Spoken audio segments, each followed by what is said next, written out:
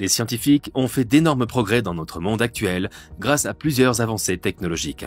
Ces inventions nous ont permis de découvrir de nouveaux phénomènes et de mieux comprendre l'univers. L'une de ces inventions est l'accélérateur de particules le plus grand et le plus puissant du monde. Dans le même temps, l'un des enfants les plus intelligents au monde a émis des théories sur les capacités de cette machine et sur la façon dont les scientifiques l'ont utilisée pour ouvrir un portail vers une autre dimension. Quelle théorie ce jeune génie a-t-il proposé et comment la machine a-t-elle été utilisée pour créer un nouveau portail? Rejoignez-nous pour découvrir comment le jeune génie le plus intelligent du monde, selon les physiciens du Grand Collisionneur de Hadron, a ouvert un nouveau portail.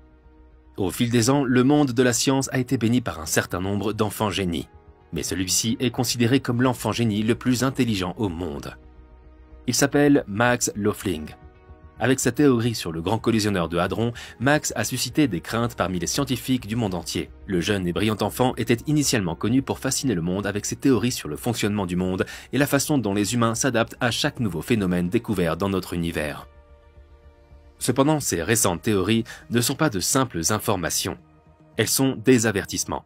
Le jeune physicien a réalisé des vidéos donnant des explications approfondies sur ces affirmations et le portail des physiciens du CERN s'est ouvert. Pour ceux qui l'ignorent, il est également inventeur. En s'établissant au jeune âge de 13 ans, il a inventé un dispositif d'énergie libre.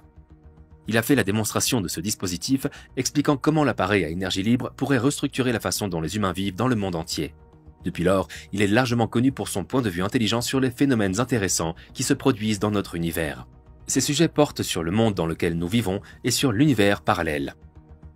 Parmi ces théories sur notre monde, on peut citer le fait que les expériences menées au CERN menacent de détruire le tissu de notre univers et nous faire basculer dans un univers parallèle, plus proche du nôtre. Cette théorie ne peut être contestée, car ce n'est pas la première fois que les scientifiques de l'Organisation européenne pour la recherche nucléaire effectuent de tels tests. Ces tests sont réalisés à l'aide du Grand Collisionneur de Hadron, une machine qui brise les particules subatomiques. La machine est utilisée pour recréer le Big Bang. Il a proposé que les expériences réalisées par cette machine aient pu détruire l'univers, plaçant ainsi l'humanité dans un univers parallèle. Max a expliqué cette théorie en disant qu'il y a une quantité infinie d'univers parallèles dans notre multivers. Dans la même veine, il y a aussi un nombre infini de ces réalités. Nous sommes catapultés dans un nombre infini d'univers alternatifs dans chaque réalité. Il a ajouté que nous avions une ligne de temps originale, mais que l'anomalie s'est immédiatement produite pendant les expériences. Nous avons été infiniment catapultés dans un nombre infini d'univers parallèles. Quelque part, notre univers se transforme constamment en un univers alternatif au moment où nous parlons. Cette expression d'univers infini est notre réalité telle que nous la connaissons. Mais en un court laps de temps, nous avons été instantanément déplacés. Il est possible que les scientifiques du CERN aient vu cette anomalie dans le continuum espace-temps. En voyant l'anomalie, ils ont choisi ces moments emblématiques et les ont modifiés pour prouver que la réalité n'est pas ce que nous pensons.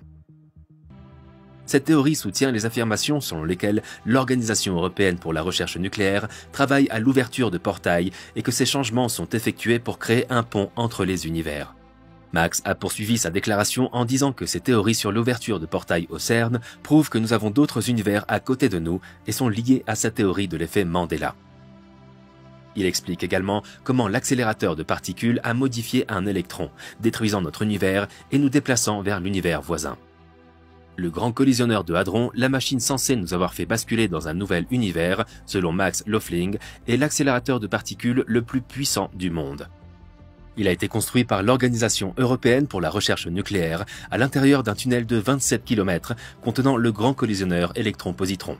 Il s'agit d'un tunnel circulaire situé à environ 50 à 175 mètres dans le sol, le long des frontières de la France et de la Suisse. Le Grand Collisionneur de Hadron est construit pour frapper deux faisceaux de particules, après quoi les scientifiques observent les résultats. Les scientifiques observent les atomes et les molécules et les résultats orchestrés par la physique lorsque la collision est effectuée. En dehors de la théorie de Loeffling, on suppose que le Grand Collisionneur de Hadron est une sorte de destructeur depuis l'administration du gouvernement de Bill Clinton. Lorsque le Grand Collisionneur de Hadron était encore en phase de planification, plusieurs scientifiques pensaient que cette machine créerait un trou noir, détruisant ainsi notre planète. Ces pensées ont incité Francesco Calogero, physicien nucléaire à l'Université de Rome et co-lauréat du prix Nobel de la paix 1995, à écrire un essai en 2000.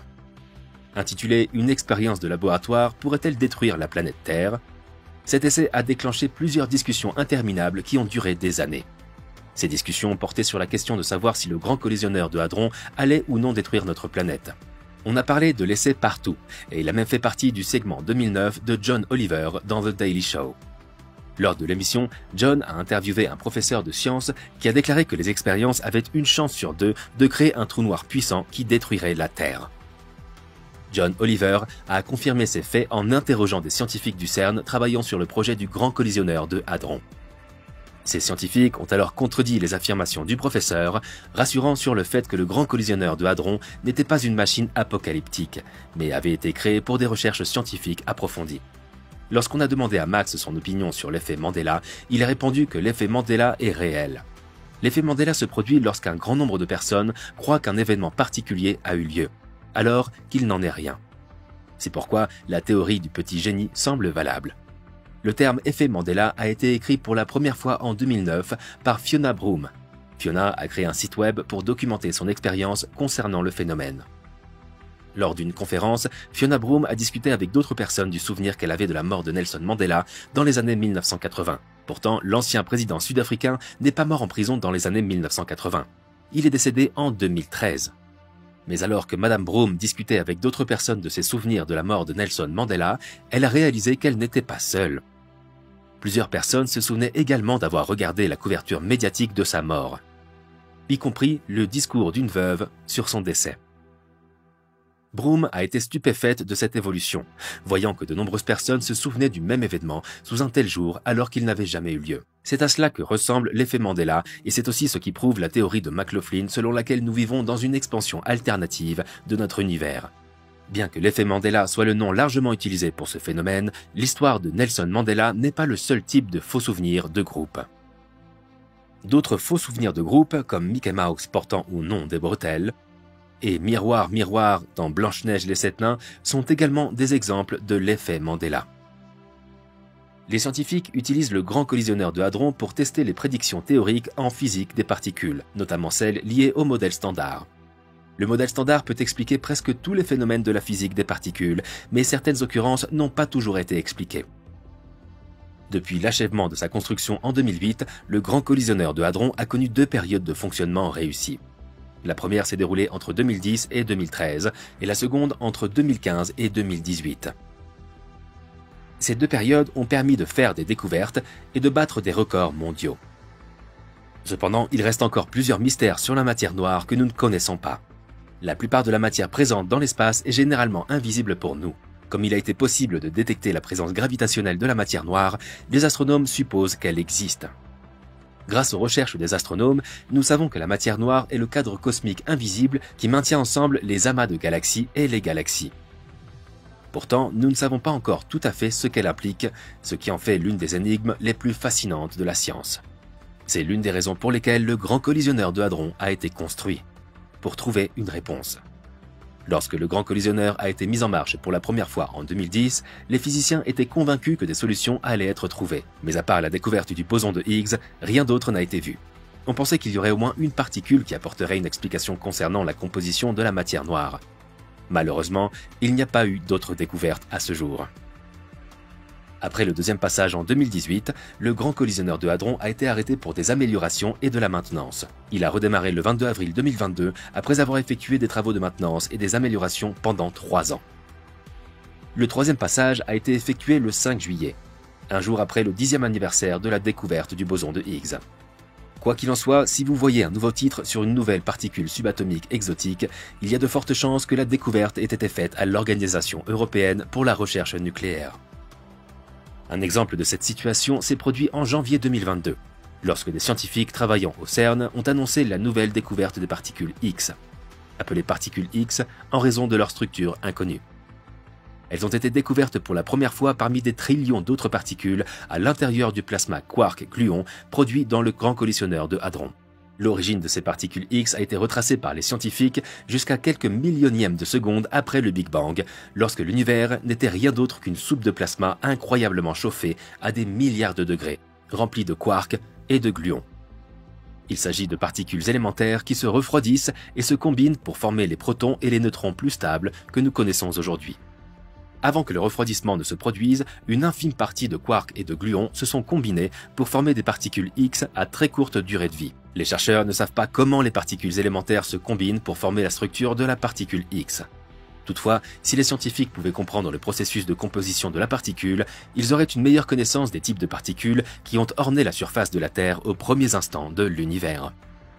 Les chercheurs du CERN ont recréé la découverte de ces particules en envoyant des atomes de plomb chargés positivement les uns contre les autres à grande vitesse.